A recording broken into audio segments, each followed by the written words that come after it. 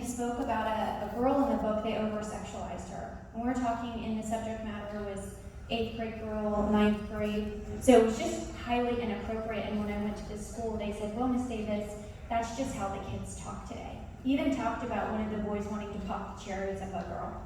That was the subject matter. It was disgusting on all levels.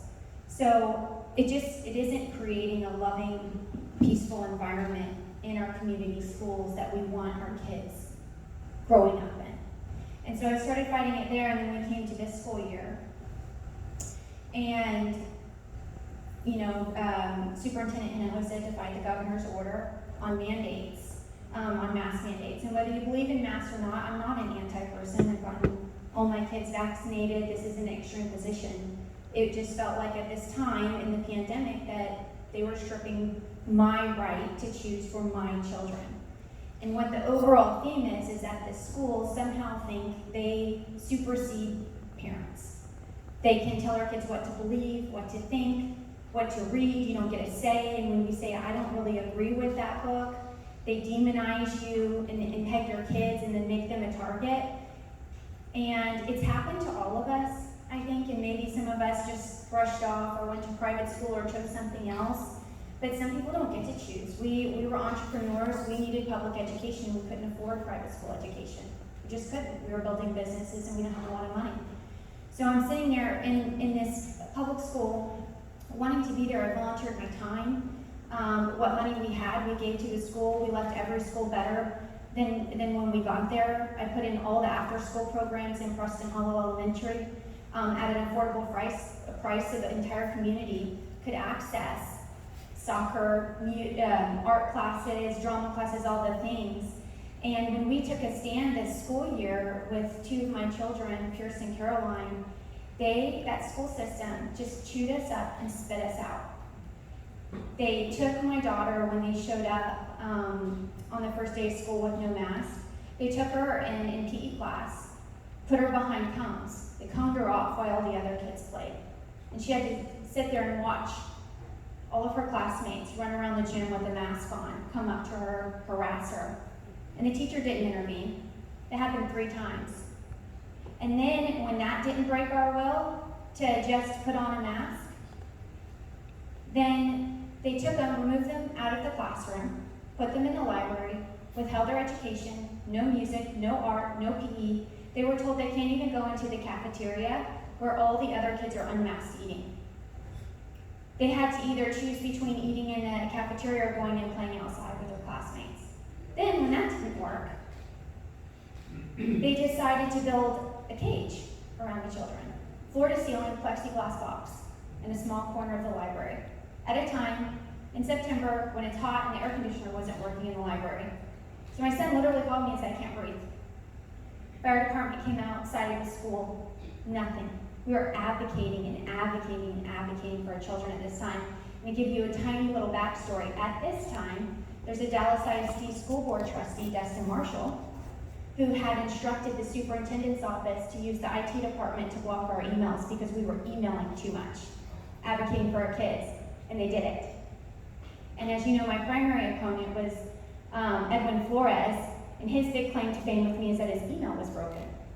Turns out it wasn't broken. We were literally censored and blocked because we were advocating for our children.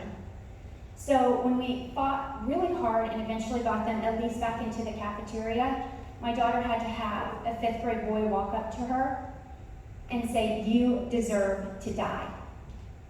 And then when that didn't upset her, she told him to just shut up and go away. He followed her to the playground and he screamed it in our face again. The school did nothing. Nothing.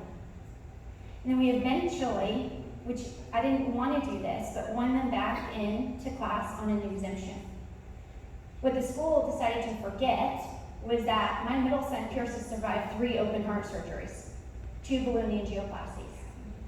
I'm not going to, as a mother, find out in a couple of years what damage it did to his heart to run around the gym and play in a mask and be in a mask 8 hours a day. Sorry. My daughter, she's had 3 eye surgeries, 2 muscle biopsies, and has spent 2 years in therapy every week because she didn't want to look herself in the mirror. We couldn't take family pictures. She didn't want to see herself. So I'm just not going to cover up her face at this point. She finally will look at herself. And so to have a school think they know better than me, my kids, I cleaned that incision on my son's heart. I saw inside his chest and saw his heartbeat when he was laying there 5 days old after 12 hours open heart surgery. I know best, not the school. And so in all that and advocating, I got nowhere with Dallas ISD. They don't listen. And this might have been my battle, but I know other parents have battled. I know there are 18 teachers who were known child abusers, sexually abused children on campus who still work in other schools. They do nothing. They shut us out. It's impossible. I couldn't even find an attorney in Dallas to represent my kids because Dallas ISD is a $1.8 billion machine that has its tentacles in everything Dallas. So I know there are so many parents like myself who have had their battle, who have had issues, and they might not have been my issues. They could have been in crime. I've heard there's a bunch of rumblings in some of the schools south of downtown about crime. This is my issue, but I know other parents have issues. And they're not getting heard. We've seen them at the school board. And so in order to take my fight to the next level, I said, you know what? I'm going to run for Dallas County Judge. And my biggest motivator to get off my seat was, one, my children, and then two, that a Dallas ISD school board trustee was trying to make his way up through the political chain. And he was the trustee over my kid's school and did nothing. We also have a superintendent, Hinojosa, who's over all this and knew exactly what was happening to my kids, trying to make his way to mayor. So if we really want to affect change in our communities, we will step up and we will run for an office that best meets our needs and our skill sets. So I'm a CEO, I'm a businesswoman, I'm a mad mother, and an extremely happy warrior, and so I decided to take on Clay Jenkins because he's the head of the snake in Dallas County and make some real change. So that's where I'm taking my fight, and I want you to know that everything everyone's saying up here is absolutely, the truth is happening. It has happened to my kids, and I know it's happened to other moms and dads' kids. And I want to give a huge shout out to all the activist groups because that's who gives us our voice. And my voice got heard when I showed up at Deplorables here with Ann Stone because Dallas ISD does everything they can to squash what they're doing to our